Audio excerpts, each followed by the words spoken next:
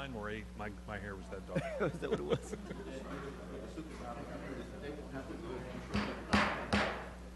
Good evening. Good evening. I hereby call this March 21st meeting of the Public Safety Committee to order. I'd like to thank everyone for being here today. Joining us is our fire department, who is represented here by Chief Stowe. It's good to see you here as well.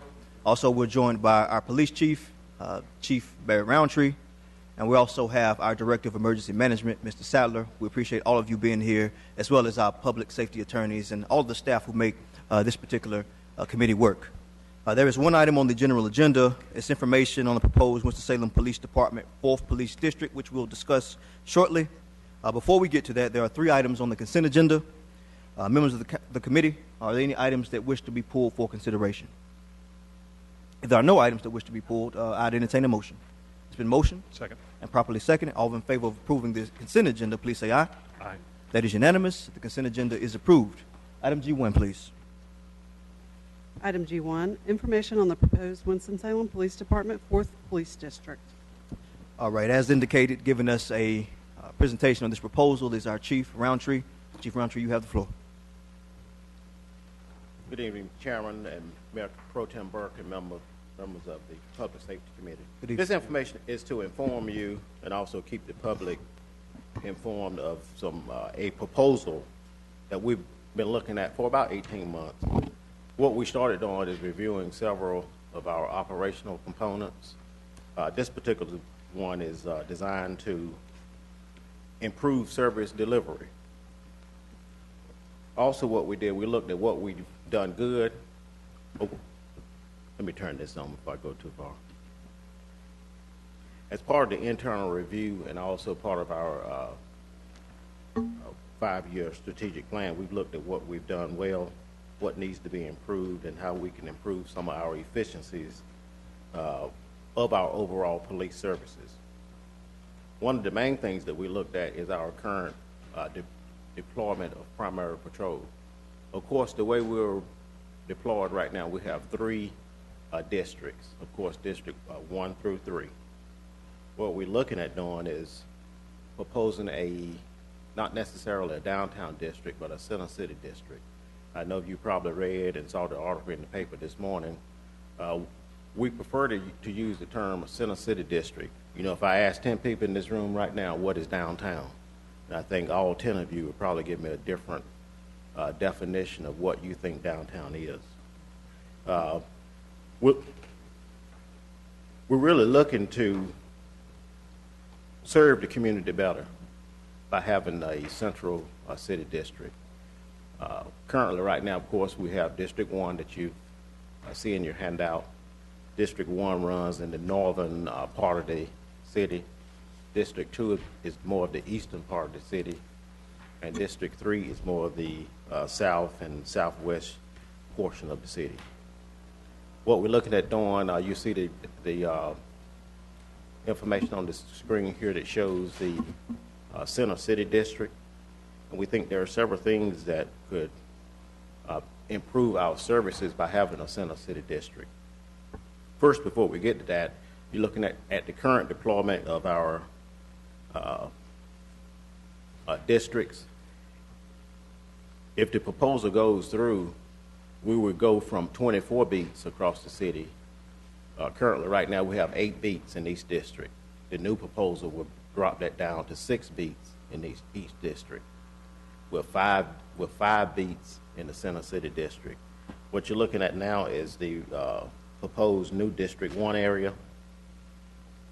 And you see in blue where you see the center city district wrapped around District 1. This would be the proposed new District 2 with six beats opposed to the 8 that we currently have now. And then, of course, the proposed District 3 area. And I'll break it down a little bit further here in a few minutes. But one of the things that we're looking at, if this proposal goes through, we're looking at a proposed changeover date during the fall of 2016. It would not require any new additional police officer positions, and it can be implemented without a schedule change. Currently, right now, we do work a permanent shift that the officers seem to like, permanent day, evening, and midnight shift. It will require an additional police captain position, because currently, right now, we do have 3 district captains assigned to District 1, 2, and 3 in field services. Also, we have a captain assigned to our Special Operations Division. So it will require 1 additional police captain and also an additional, the way it looks right now, probably 3 to 4 communications operators.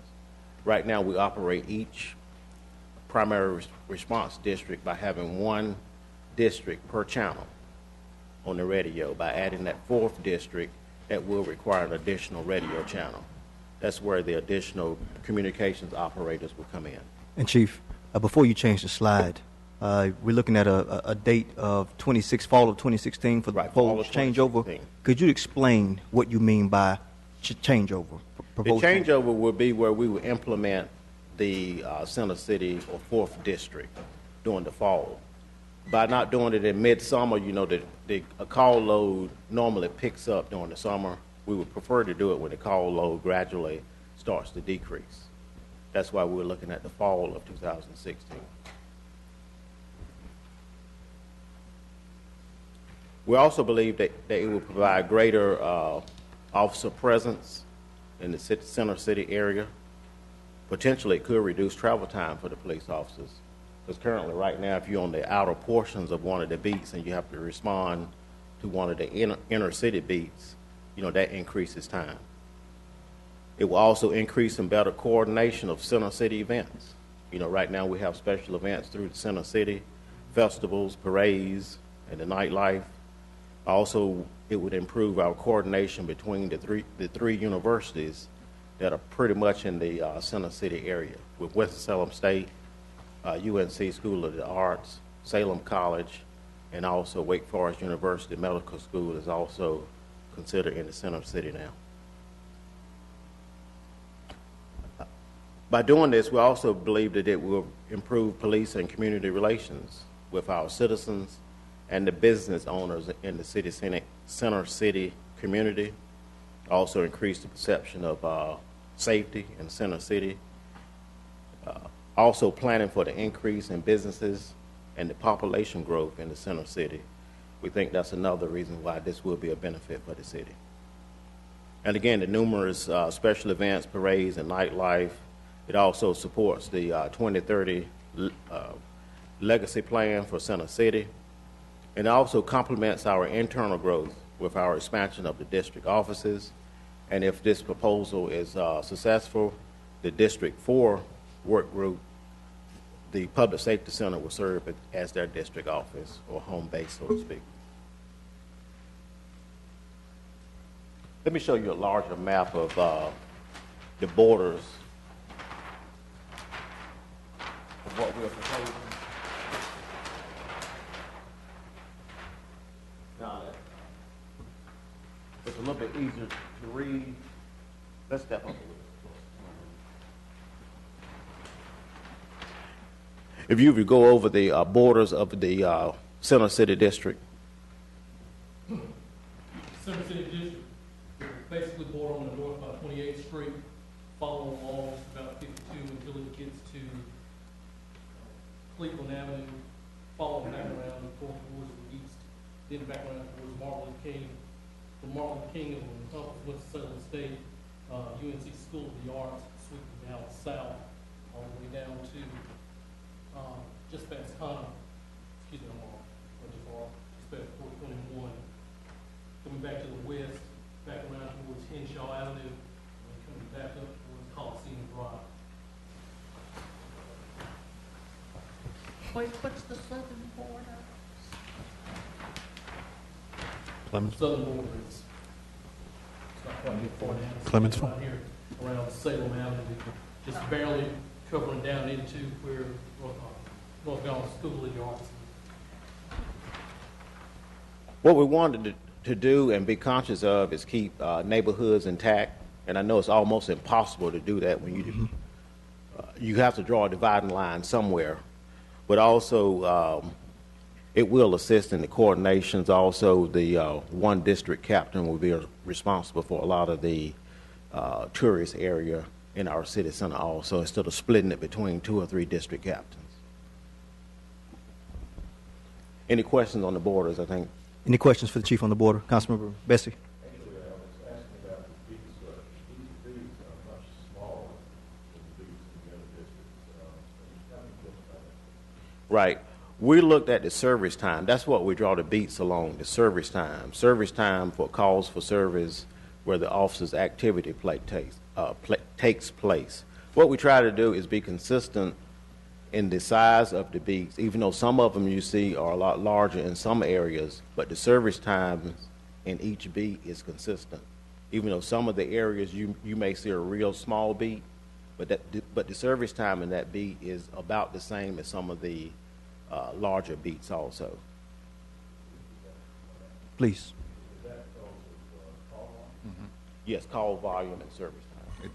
It's a number of calls and the length of time each call takes. So you look at workload, and that's the way all the beats have been designed for 10 years. Let me show you one example that may show it a little bit better.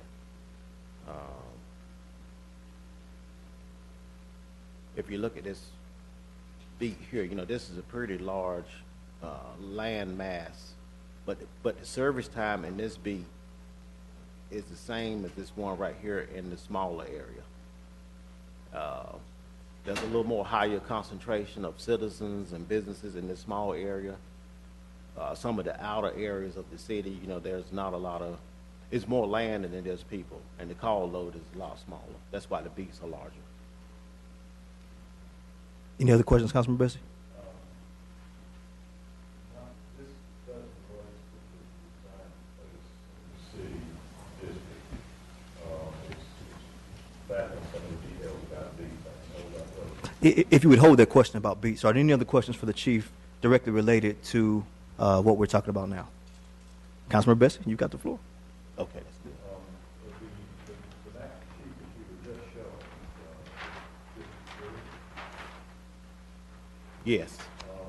one of the things I'm sure they're similar to the questions you get about other things throughout the city. The one that jumps out at me is, if you look at the northernmost street in District 3, there are a couple of corners where it reaches across 421. And it seems to be an odd place in the neighborhood that's taken in that bottom corner of that. You speaking of this Oops, area okay. right here? No, sir. If you'll, that's the westernmost beat. The lighter colored beat, if you go up. No, Light to the brown. right. Okay, right here. That one, yeah. Now look at the intersection of 421 and South Creek Parkway. Okay. South, down south. The Cloverleaf, Yeah, right here. right there. And just below that, you've got a neighborhood that is put in with the larger area. I get more complaints about,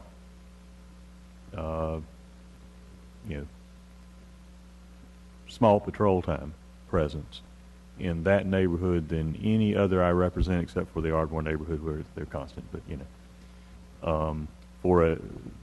it looks like it's being placed in a way that's not going to facilitate it getting much attention.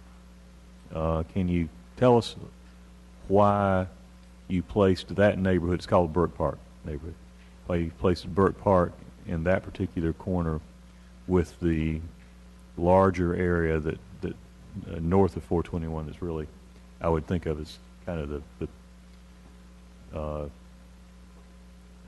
Buena Vista and beyond, One of the things, like I mentioned earlier, what we try to do is keep neighborhoods intact, so we don't split them along neighborhood watch groups, neighborhood associations. Right. Also, what we have to be careful of is,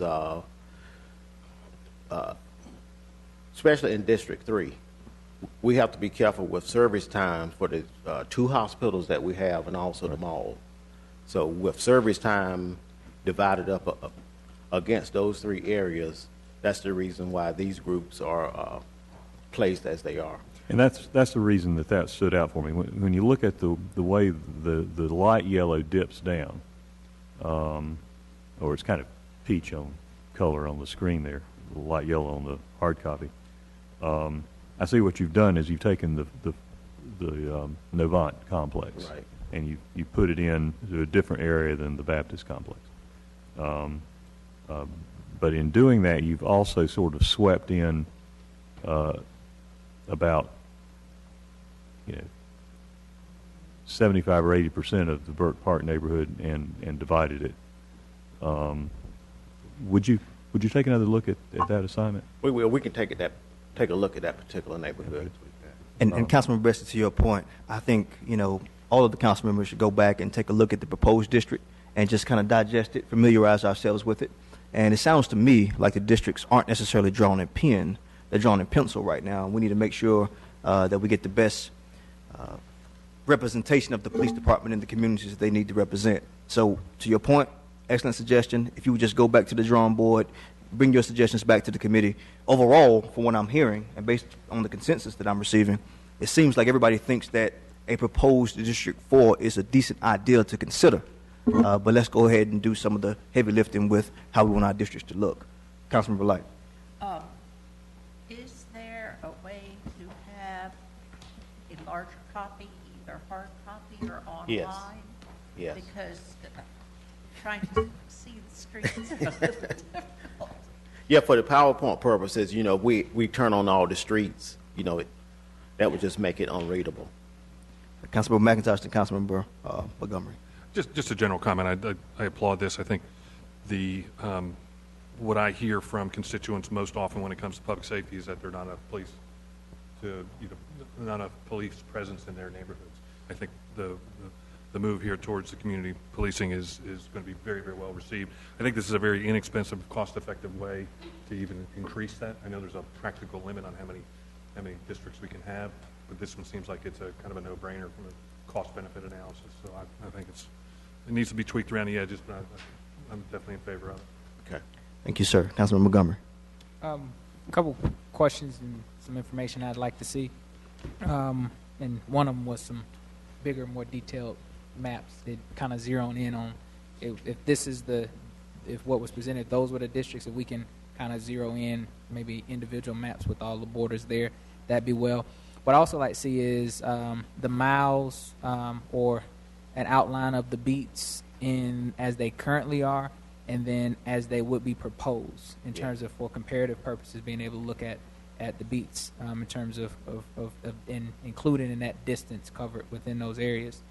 As well, some information on the calls for services within the beats as they are now compared to the beats as they would be proposed in terms of being able to look at, again, comparative information on both of those as well. And then the last piece of information I'd like to see is with the costs, which would be less in terms of being able to provide the district captain and the district additional communication operation person in terms of the costs associated with that compared to additional officers, just in terms of showing how we're able to achieve a different goal without having an increase in terms of officers there. One thing I think when we look at the districts and the response, and I think everybody will say, they wish we could have, 2-3 officers on every corner, but at the end of the day, it's how we deploy the resources that we have that end up making the difference in terms of the quality of service that individuals see. And I think that'll be, at the end of the day, what will be examined. All right. If there's nothing further on this particular item, I will conclude by saying one of my favorite things to say. I want to commend this committee, this council, the staff, the police department for what we're doing here. It's a part of a larger plan, as I always say, to decentralize public safety, get them out of the downtown area, and get police district officers out in the community. And I think we've been very successful with doing that. And this proposed District 4 is a step in that direction. We've had police substations before in the city. but I don't think we've ever had police district offices where police officers report to communities 24 hours a day, reducing response times and improving on those citizen-police relationships. So this is definitely a step in the right direction, and everybody helped to pull it all together. So commendations to everyone. You also, Chief, great presentation. There are no further questions. We'll consider G1 to be finalized. I know that Councilmember Burke asked to be heard on a particular item. Councilmember Burke, you have the floor. Thank you, and also I would like to say to Chief Cunningham and your staff, thank you for bringing this report to us. It's Chief Roundtree, but you know. Look who I'm thinking about. Yeah, I think. Yes, all right. He didn't mind. He didn't mind. I was just thinking such a good job you're doing. I don't know why I was doing that. I'll tell you why I was doing that. I'm going to tell you. We were with the special units building not long ago over on Polo Road, and we were looking at some of that equipment. And I said that as long as we have the city manager and the council people we will never take a big piece of equipment out like that again and do what we did on Reynolds Park Road. And I guess I was thinking about that occasion and the way you're moving us in a direction that's positive. Thank you, Mr. Chairman, and members of the committee and other council people. I asked the city manager to give me some information concerning, it's known as the Lassiter Report. And this report was requested by me as chairman of the Public Safety Committee, August the 13th, 1985, to let you know that we have been transparent in this city for quite some time. This report that I asked for was concerning the Deborah Sykes investigation.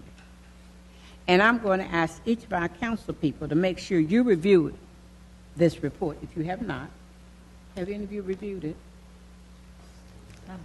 Some of it. Well, I'm encouraging you because there were community questions that was asked and concerning the Deborah Sykes murder investigation and Darrell Hunt arrest. And I thought it was fitting at this particular time that I would bring this to the attention because this city made sure that we looked at this report, and this information we have in this report assisted Mr. Hunt's attorneys to see what we had done. You know, sometimes people say you tear things up, but we did not tear. So this is a very good report. If you have not read it, and folks who don't know what's happening, sometimes coming in on the end may assume some things, but we have been transparent in this city. August the 13th, 1985, a little before. And Mr. Chairman, that was important for me to share that Yes, ma'am. Information. And also another comment I should make. The city manager is working now for the finance department to spend 2 hours or more than one day, to talk with me concerning their concerns. Now, I cannot help you, and I'm saying this to this finance department. If you do not tell what needs to be told, it will be a waste of time for me to continue to meet with you if you're not willing to stand up. And so I'm encouraging you to think about what you want to do, and when you hear from the city manager, I will be the person, since you keep calling my name, finance people, to assist you. I will be the one that will be meeting, and all information will be confidential. Nobody will call, I will not call any names. I am a counselor by profession, and this is what I did during my career, and it will be confidential. Thank you. A moment of personal privilege before we adjourn. Mr. City Manager, at a recent community meeting, I was approached by a lady who was a crossing guard. And she said, well, because you were on the Public Safety Committee and you're the chairman, I want to bring up a particular matter. We actually fear for our safety when we're out. There are people who are speeding, who don't respect the laws. And I know that they do work directly for the school system. But if there was any way that we could meet with the chief and yourself to discuss how we can put together a plan to make improvements to how safety is done about those crossing guards who are helping our students and those families to move in and out and cross the street. Is there anything else for the good of the order? There's nothing further. We'll consider this meeting to be adjourned.